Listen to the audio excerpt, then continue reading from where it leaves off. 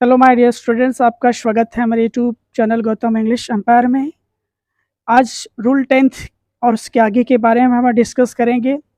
पिछले वीडियो में मैंने रूल 9 तक बता दिए हैं। उसको आपने अगर देखा नहीं है तो उसे आराम से जाके उसे देख लीजिए ताकि रूल्स आपको समझ में आ जाए, क्योंकि अब जो क्लास चल रही वो कंपटीशन लेवल की है और मेरा पर्पज़ ही यही है कि इंग्लिश की जो बारीकियां हैं, जो मिनट ऑब्जर्वेशन है, उसको हम डिटेल से समझे, प्रयास करें, क्योंकि मेरा मोटिव ही यही है to educate students and people globally. तो आज हम जो डिस्कस करने वाले हैं वो रूल 10th है। और रूल 10th में आज हम काफ़ी बारीकी से, जो अब तक लोग नहीं सीख पाए, स्टूडेंट्स ऐसे हैं जो को अच्छा प्लेटफॉर्म नहीं मिला है, तो ये जो मेरी क्लास है वो फ्री ऑफ कॉस्ट रहती है। इसमें कोई आपको लिंक नहीं करना, बस आपको अपना अमूल्य समय देंगे तो आपको कुछ ज़रूर मिलेगा, क्योंकि समय का जो सदुपयोग करता है वो अच्छा ही कुछ पाता है। क्योंकि कोई चीज़ को सीखना एक बहुत बड़ी कला होती है, एक आर्ट होती है। तो मेरे साथ सीखते रहिए इंग्लिश के क्या रूल्स होते हैं, क्या रेगुलेशंस होते हैं। हम उसकी जो मेन में जो फंडामेंटल जो बारीकियां हैं वो हम डिस्कस करते हैं, पढ़ाते हैं। वो बहुत ही, क्योंकि ये जो चीज़ें होती हैं, मैं खुद अपने हैंड राइटिंग्स अपने हाथों से ये नोट्स को प्रिपेयर करता हूँ और आप तक ये पहुँचाने का सतत प्रयास करता रहता हूँ कि जिन लोगों ने अब तक नहीं जान पाए हैं कुछ ऐसी बारीकियाँ होती हैं, वो इस क्लास में उनको ज़रूर कुछ ना कुछ मिलेगा अगर वो अपना टाइम देते हैं तो बात करते हैं। रूल हमारा 10th है। रूल 10th क्या कहता है, यहाँ पे गौर से देखिएगा।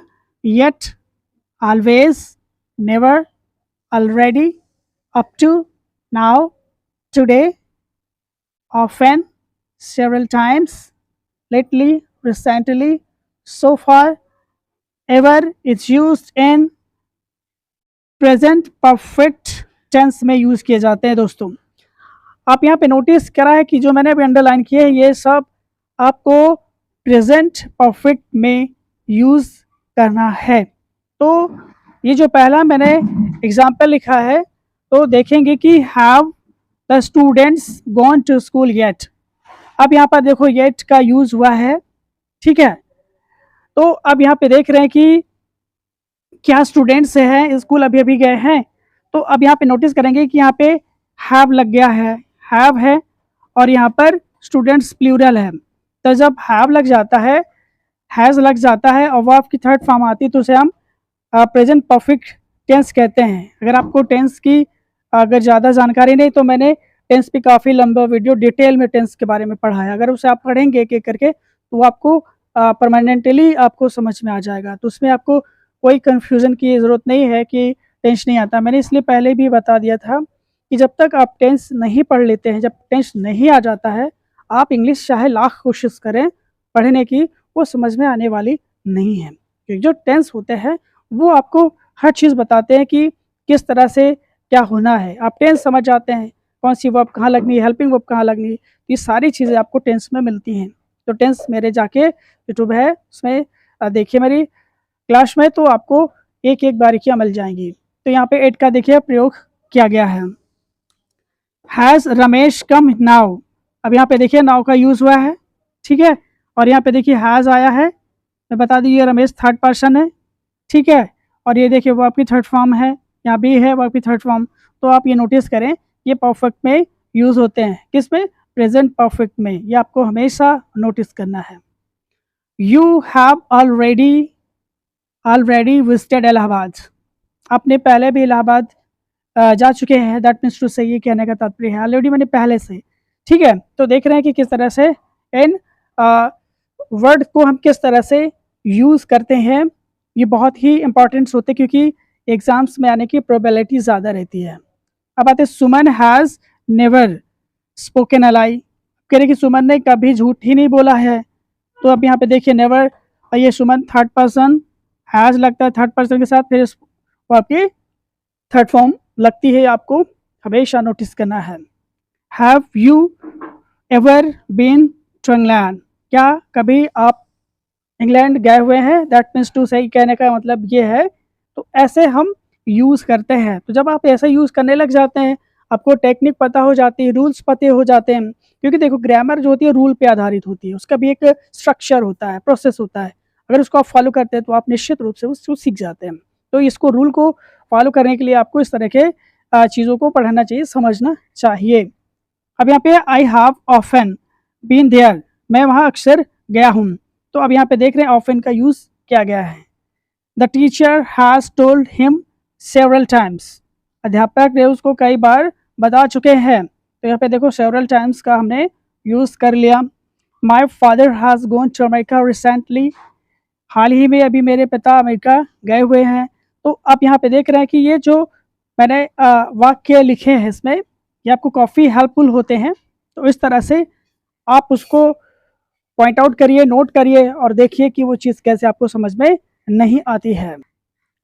रूल 11 में देखते हैं कि यहाँ पे लिखा हुआ है this is the best, that is the easiest, that is the worst time, it is the best time, it is the first time, it is the fifth time, it is the second time, it is the plural time.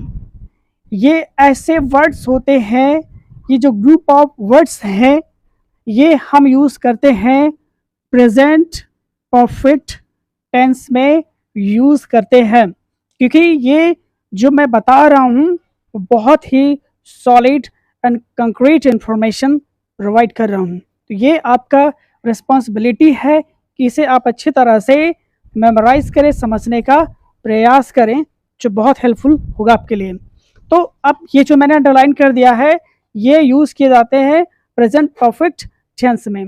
तो आई examples में देखते हैं कि इसका किस तरह से use हुआ है। आप यहाँ पे नोटिस कर रहे हैं this is the best home, कहते हैं this is the best home. इस तरह से जो आपके सेंटेंस जो शुरू होते हैं ऐसे शुरू होते हैं, दिस इज़ द बेस्ट से लेकर दैट इज़ द बेस्ट होता है, इट इज़ द पुअरेस्ट होता है। तो ये आपको देखना होगा। तो यहाँ के this is the best home I have ever bot, यानी कि ये इतना मतलब कि ये सबसे अच्छा घर है जो मैंने कभी ख़रीदा हो। तो यहाँ पे इस तरह से आप देख रहे हैं कि हम यूज़ करते हैं अपने डेली लाइफ कन्वर्सेशन में, स्पोकन में यूज़ करते हैं, प्लस ये ग्रामर में जो कंपटीशन लेवल पे है ये खास कर ऐसे चीज़ें पूछते हैं जो ना पता होने की वजह से हम गड़बड़ कर जाते हैं। एग्जाम में क्या कर दिया, this is the best home दे दिया, इधर दे आई हैड एवर बॉट कर दिया। अब हमको नहीं पता है कि ये वाला जो स्ट्रक्चर होता है ये आपका होता है प्रेजेंट परफेक्ट का होता है। जितना भी आप देखेंगे ये प्रेजेंट परफेक्ट का है। ये होती है समझने का तरीका। और जब आपको ये मालूम हो जाता है तो फिर आप गलतियां नहीं करते हैं, क्योंकि आपने जो भी चीज़ सीखा है वो एकदम सही सीखा है। This is the easiest work you have ever had, यानी कि ये काम इतना सरल था, इतना सरल है कि तुमने इसे कभी किया हो। तो आप यहाँ पे देख रहे हैं कि इस तरह के वाक्य बनते हैं हिंदी में जब बोलते हैं। इंग्लिश में this is the worst person I have ever seen, मतलब ये इतना बुरा आदमी है जिससे कभी मिला हूँ शायद। मतलब आप उम्मीद करें कि यहाँ पर देखें, लेकिन यहाँ पर एक चीज़ और आपको नोटिस करनी होगी। इसके साथ ये नोटिस करनी होगी कि यहाँ पर ये जो द बेस्ट है ये आपका सुपरलेटिव डिग्री चलता है। क्या चलता है, सुपरलेटिव डिग्री चलता है। और यहाँ पर आपका ऑर्डिनल नंबर्स हो जाता है, यानी कि जो first time, second time, third time, twice, ये सब चलते हैं। फिर यहाँ पर देखिए पुअर टाइम, तो यहाँ पर होना चाहिए थोड़ा से पुअरेस्ट टाइम, सबसे बुरा समय, poorest.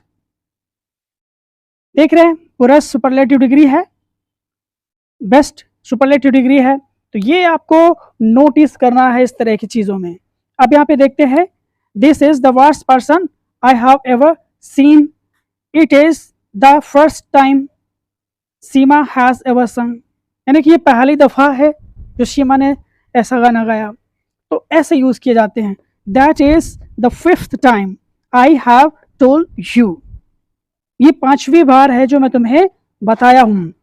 It is the poorest time you have lost your money. It is the best time my friend has been selected. तो देख रहे हैं कि ये दिखने में बहुत डिफिकल्ट लगते हैं, क्योंकि जब हमको नहीं पता होता है तो ऑब्वियसली है कि उसमें हमें प्रॉब्लम्स क्रिएट होती है।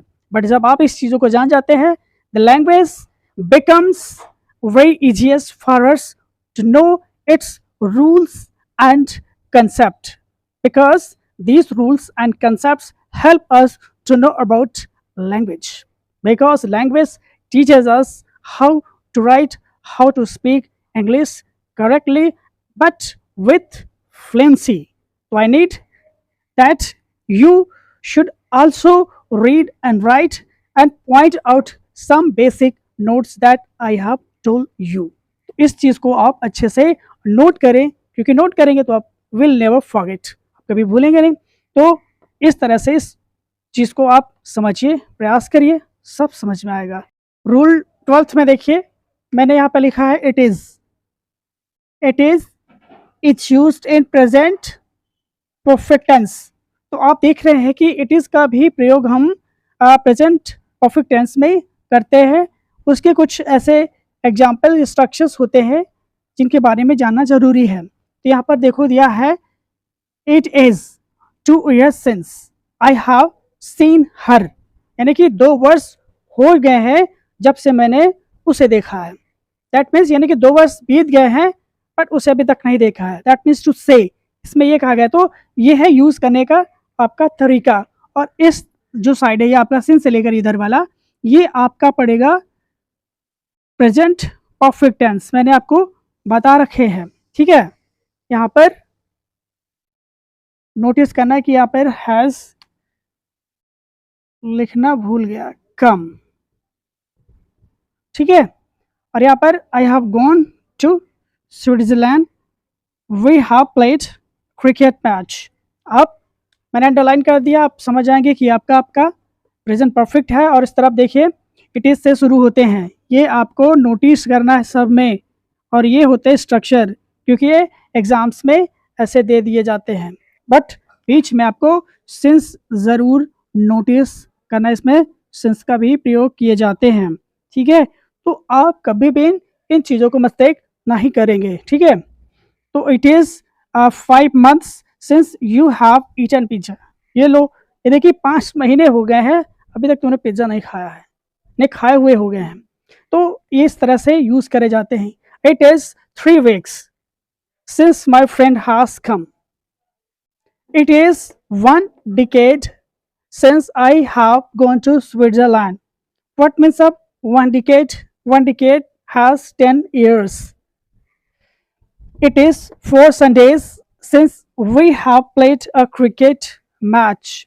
So these are the basic rules of it is.